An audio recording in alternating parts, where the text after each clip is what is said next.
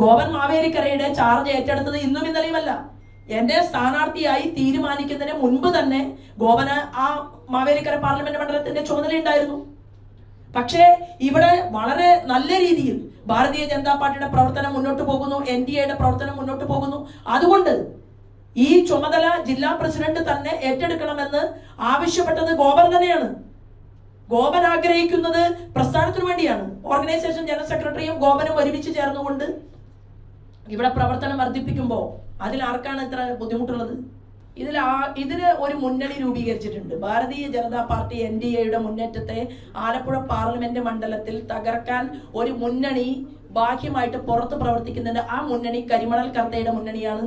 ആ മുന്നണി mister KC വേണുഗോപാലിന്റെ മുന്നണിയാണ്. ആ മുന്നണി പിണറായി വിജയന്റെ കൂടി മുന്നണിയാണ്. പിണറായി വിജയന്റെ മകന്റെ അമ്മായി അച്ഛന്റെ കേസ് ദേശീയ ഏജൻസിയുടെ മുമ്പാകെ കൊടുത്തത് ഞാനാണ്.